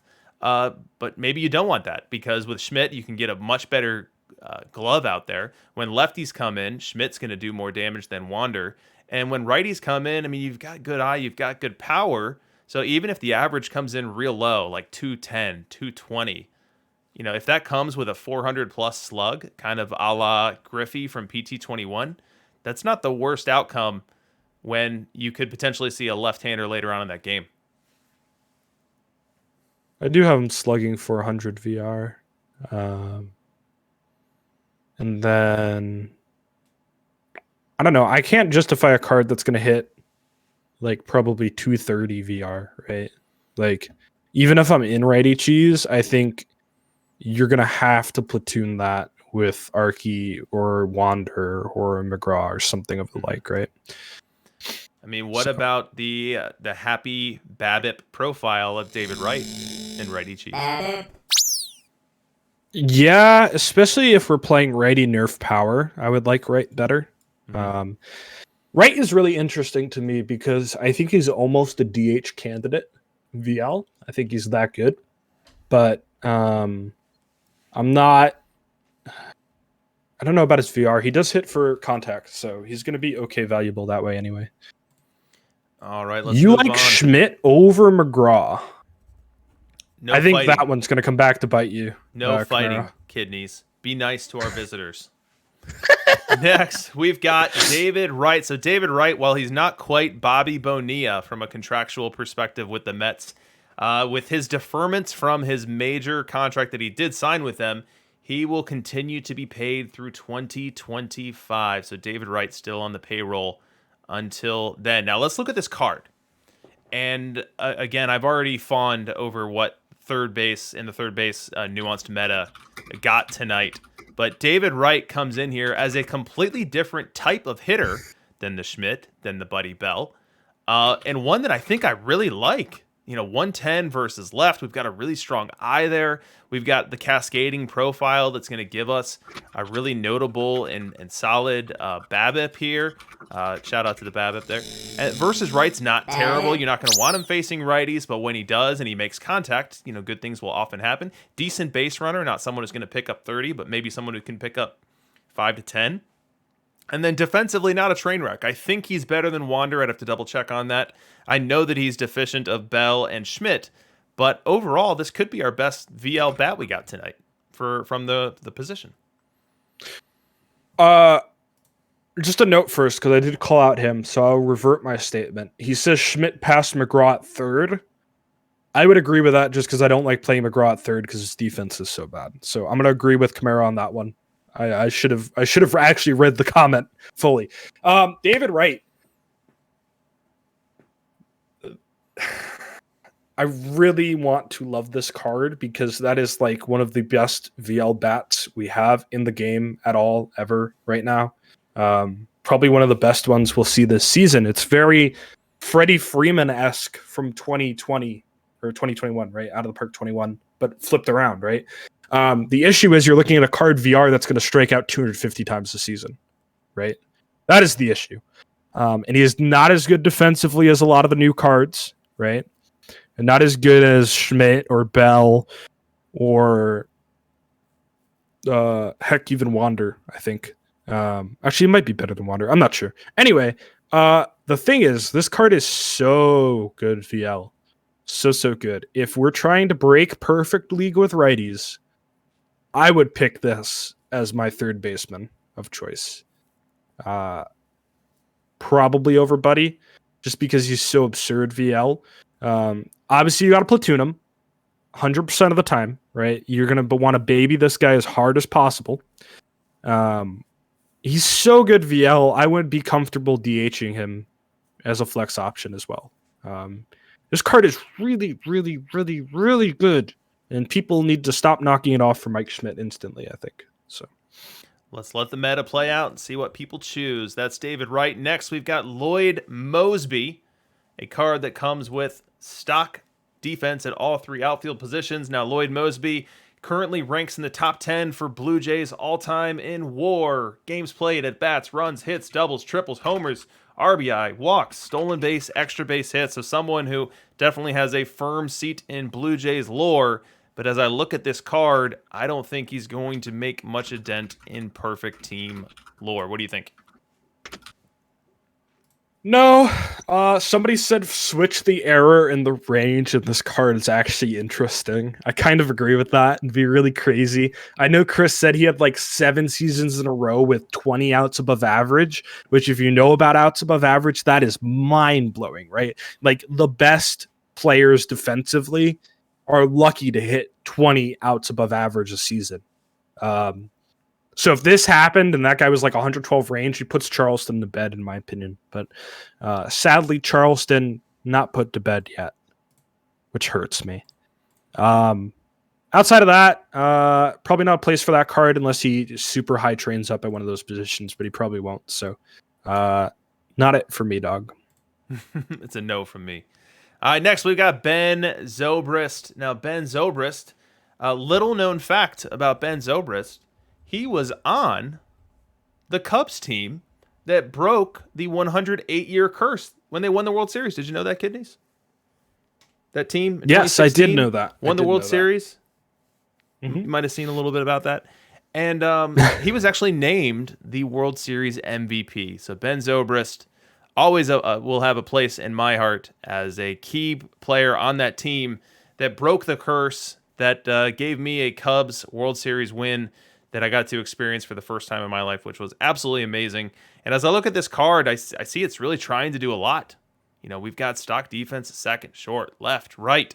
The position ratings aren't bad. The overall underpinning defensive ratings, not great for a 100 card especially. And then the bat's not great as well. So while this might be a little sprinksy might be a little fun in terms of where you could play it or how it could be a switch hitter that is backing up a lot of different positions. I don't expect perfect league teams to be running out to slot in their Ben Zobrist. I was informed. I'll just say this will be my quick analysis of Zobrist. Obviously, it's not like a perfectly contending card. If you look, though, similar kind of composition as Tony Phillips, right, with the crazy defense across the board. And I was told the other day Tony Phillips plays in some obscure tournament really, really well. So this card will probably play in some obscure tournament really, really well as a backup, and that'll be what he does. And that works for me. That's good enough for me. Now, this Ben Zobrist card is our This Weekend Perfect Team multimedia moment. Let us enjoy.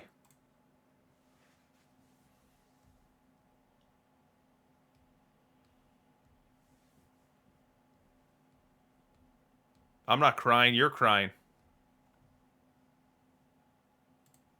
Look at the fire. Look at the passion. I hope Max Fire's enjoying this. Royals legend. I was just going to say, he's so fun to watch as a player. Everywhere he played it like kind of like Dustin Pedroia, right? Where he put everything he had into the game and he could play everywhere. I think we didn't have any sound on that. Now we've got a little sound. Yeah, so that was an absolutely huge moment. I was lucky enough to be in Cleveland in the stands for that, and the tension in that stadium as that game got pushed into extra innings with the most unlikely home run in baseball history, and I will maintain that. Rajai Davis hitting a home run off of Aroldis Chapman with the game and the World Series on the line, like literally is the most unlikely thing that has ever happened in a World Series.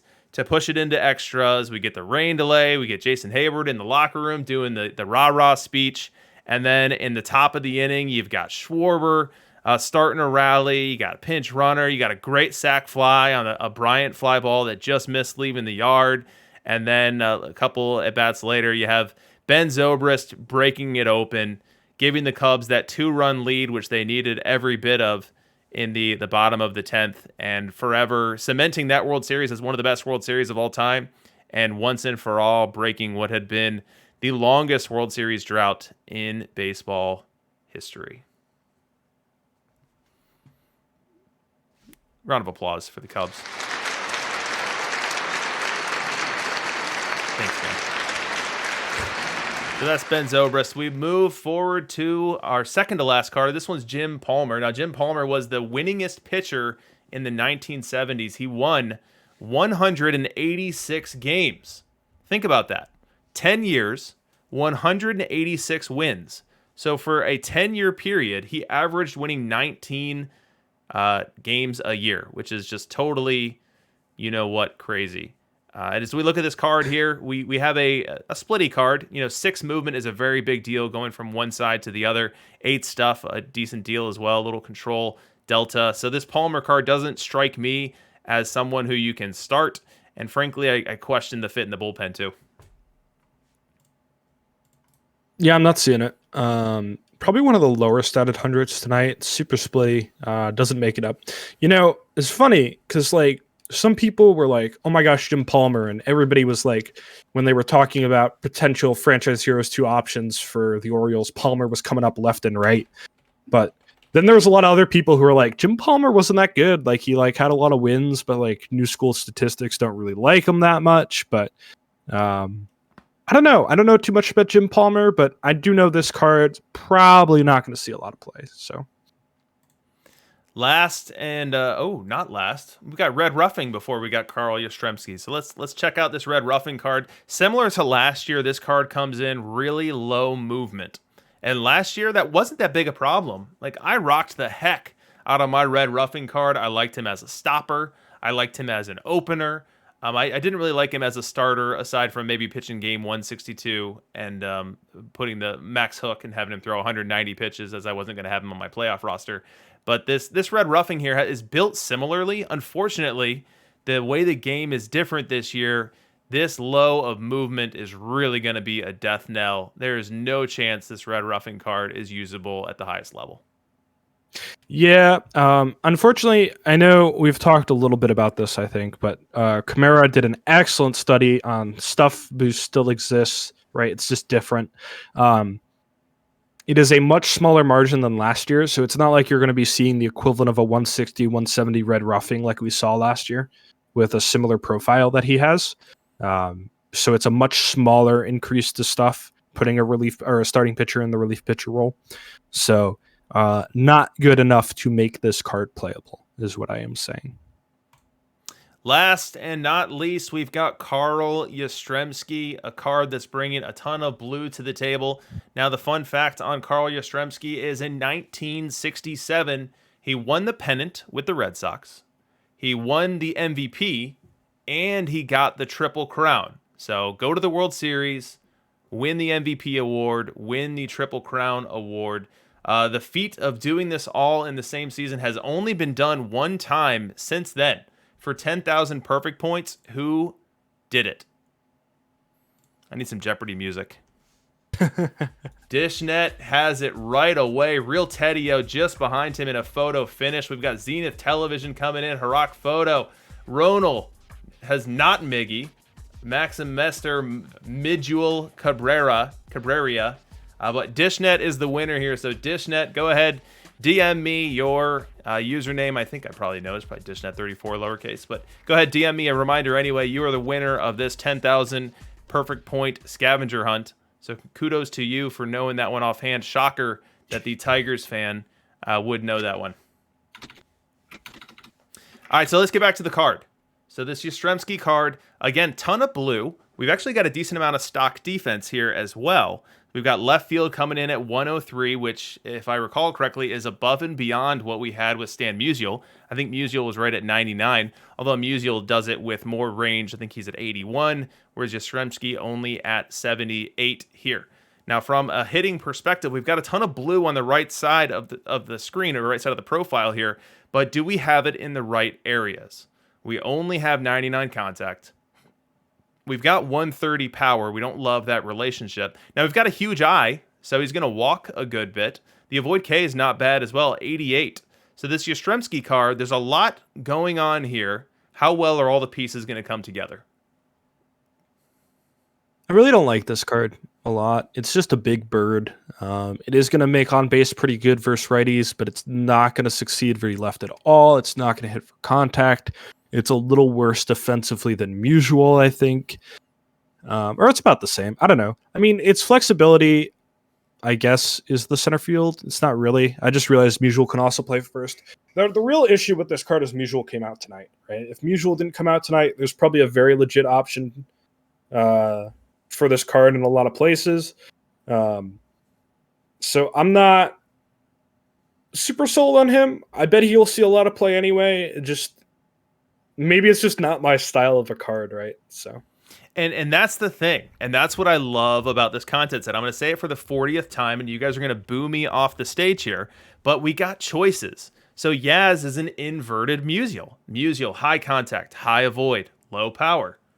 Yastrzemski, not low contact, but lower contact, low avoid K, which actually helps out the BABIP here, and high power to go with the high I. So, can I tell you definitively that Yastrzemski's going to be way behind Musial? I can't. I think Musial's going to be a more stable bat because the way that he gets to his numbers is through singles and doubles and making a lot of contact, whereas the way that Yastrzemski's going to get to his numbers is by hitting the ball over the fence and by walking against those right-handed pitchers that don't have enough control, like a Brandon Webb tonight, and getting on base. And Yastrzemski, once he's on base, he's not the best base stealer in the world, but he's not an absolute slug there either.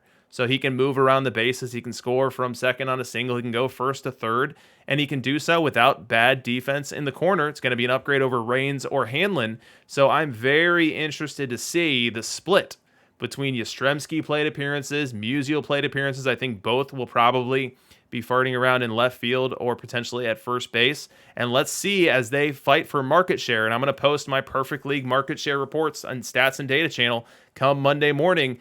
Who's getting more of that market share and where is it going? How many first base Yastrzemskis do we have versus left field? How many first base Musials do we have versus left field? Does Pete Rose lose some ABs over this. Both Yastrzemski and Musial are going to be better at first base than Rose will be. Very different bats for sure. Rose definitely more of that slap singles hitter, and these guys are definitely built differently. But Chris has introduced options to the card base and options to the high level play where not every team is going to be carbon copy. And that's exactly what we needed, exactly what I wanted. And now we have the fun part of everyone labbing to figure out what works for them. Someone's going to try Buddy Bell for a week, and then they're going to say, you know what, that didn't work for me. I'm going to go to Schmidt. Oh, you know what, that didn't work for me either. Maybe it's David Wright time. And maybe they're doing that within the same season.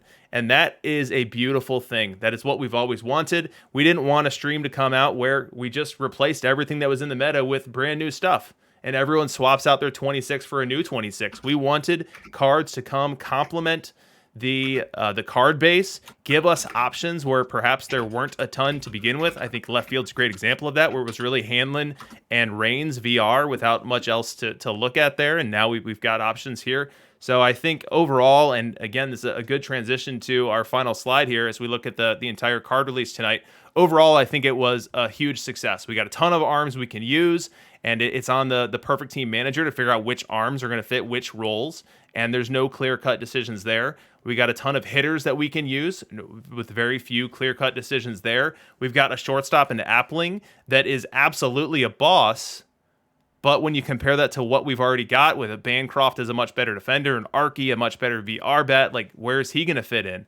And I think introducing those very difficult decisions and those oftentimes team build and contextualized nuanced decisions is perfect for the meta and is perfect for where the game was.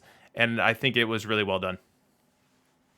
Yeah, I am going to just one last note on Yaz. I see both Chimera and API saying they love Yaz, which means I'm probably wrong. That's terrifying. It's the same thing as Kimbrel and Mike Schmidt, So, hey, I mean, I guess if you want to play Yaz, there's two big people advocating for him already, which is pretty cool to see. So, it's one of those things. Like I said, hit me up in 2 weeks and we can go through all these cards and talk about them. I mean, like you said, options. There's a lot of really, really interesting decisions to make in the next few days if you're going for playoffs, or even next week if you're going to rebuild your team after seeing all these new cards. So many cool pitchers that are all different ways, Dennis Martinez is very different than Brandon Webb, is different than Felix, different than Joss, different than Fergie, right? So it's cool that those are all slight variations. We got 3 very different right-handed third basemen. So even though it's 3 third basemen, they're very separate from each other. So I'm really interested just to see how all the cards play out. It's one of those things. This is probably the most unsure I've ever been after a content set. That is so perfectly said. You've had me, the super confident, super cocky kid saying that I'm going to wait and see on a lot of these cards, Yeah, because typically if that says anything about how good this set is, we really do have probably 5 to 8 playable hitters and probably 6 to 9 playable pitchers. So I think there's a lot of really good stuff. I'd love to see more content sets like this where they are just a mesh of variety of options, even if they're at the same position. So, and I mean, it's kudos to Chris because he turned you from a hot take artist into someone who's hedging bets left and right. Like, I'm not so sure. I'm not entirely sure about this one. They all could play, and that's awesome. That's perfect. Mm-hmm. That's what we all want. And I see Zenith in the chat saying, I'll wait for the almighty sheet before I make decisions. And I don't know if you're memeing or if you're being serious there, but if you are being serious, I think that a content set like this and a game as nuanced as Perfect Team, where you can mess with things like the average factors, the extra base factors, the home run factors, it's impossible to build a sheet that accurately ranks players in all situations. It's just impossible. And so you're really just using that for approximations, and then use your own data, use your own experiences to go from that starting point to what ends up being your build. Tweak, and tweak some more, and that is how you end up with a team that's going to have you in the bright lights on a Sunday night competing for a perfect team in Perfect League World Series. So 2 things about the sheet, right? There's been a lot of backlash about it, which is okay. It's a polarizing thing. I will say the 2 best things about, I think, what I've done with bringing back the sheet right now is I have included every single week of Perfect League data on the sheet. If you want a resource to look at that, and then the other thing was I have listed pretty much all the work I've done in there as well, and you can go look at that.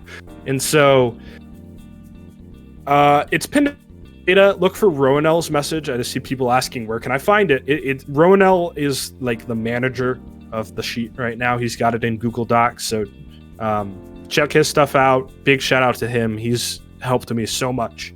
But do your own work, right? If you want to make your own numbers using all that Perfect League data and punch it into the data points tab and do your own thing, right? That's why I've left it kind of as open as possible, and I know I've gotten some stuff from that as well. But call me out on it if I make a mistake, and I'll try and learn and fix it, right? I don't know high-end math. I'm just trying to post my own opinion on what I think is going to play. So, Ronell posted a link to it.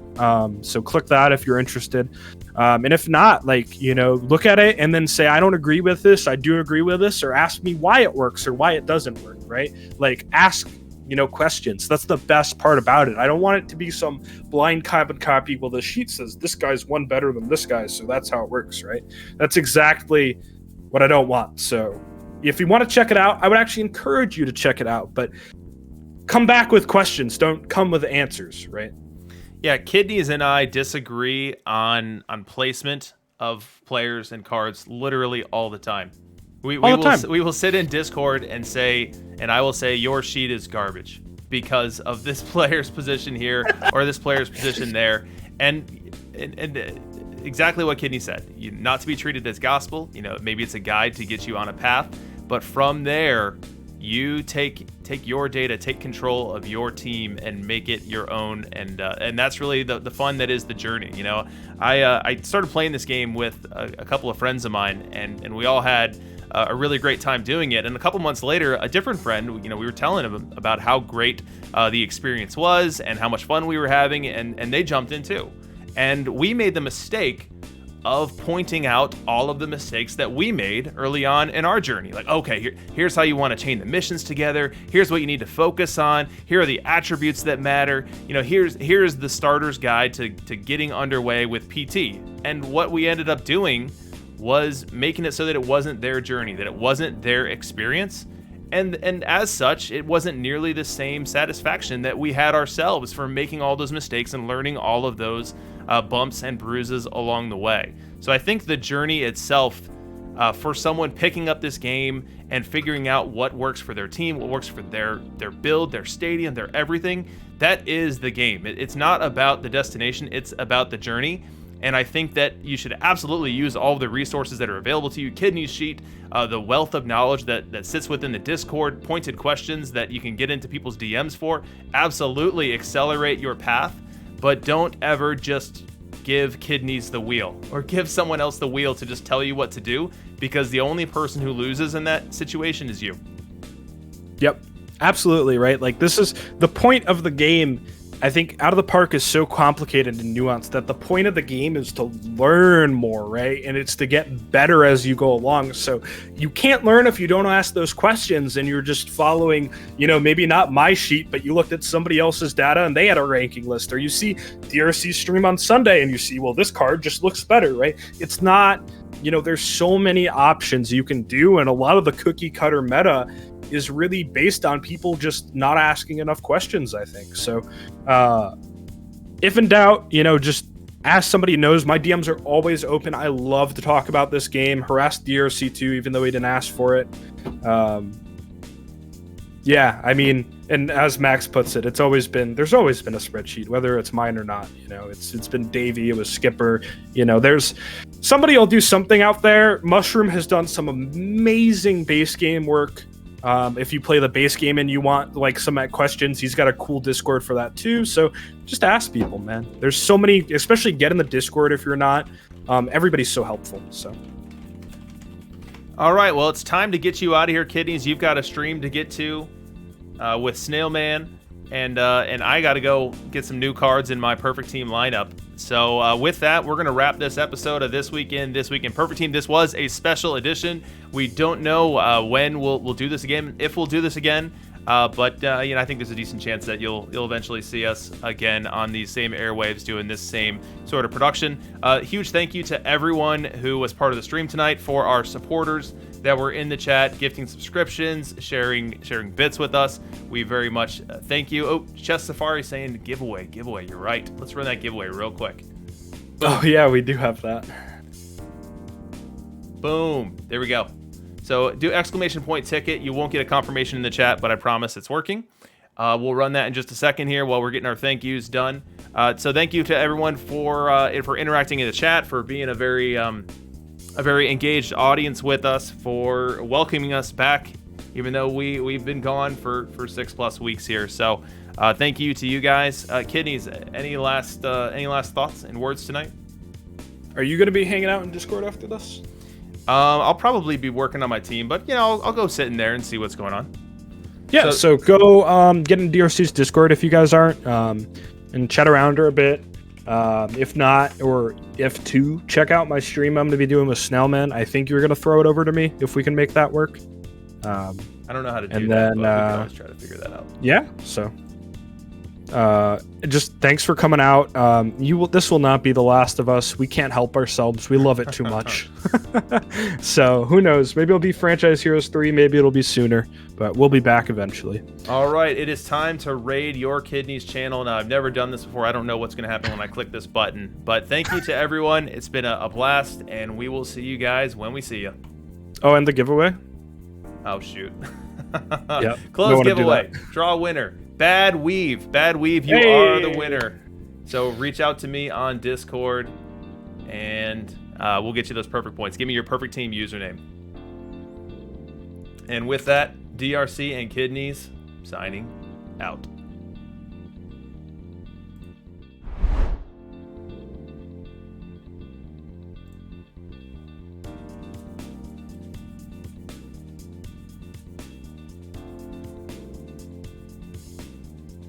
You're good.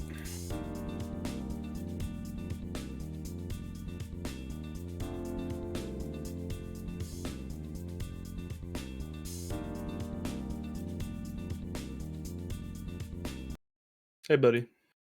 Hey, man. So enjoy your stream, man. Thank you. I think that was really fun. Well. Yeah, that was good. I think we did a really good job tonight, especially you and I were stressing the variety thing. Yep. And that's why I kept saying, I don't know. Oh, it was perfect. I think it was the best. Because, even if I don't know, I'm going to say who I think's better anyway, normally.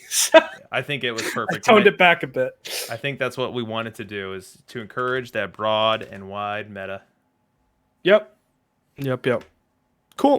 All right, I'm gonna go call Snailman. I'll probably talk to you later eventually. I had 2 of the missions done, and it was Nen and Downing. Oh my gosh. Dude, there were people accusing me of pre-buying cards.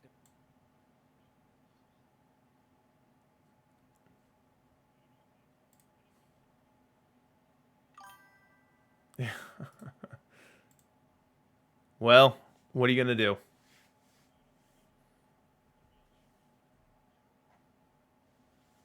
Yeah, I don't think you need to do that. All right, man, I'm going to take off. See ya.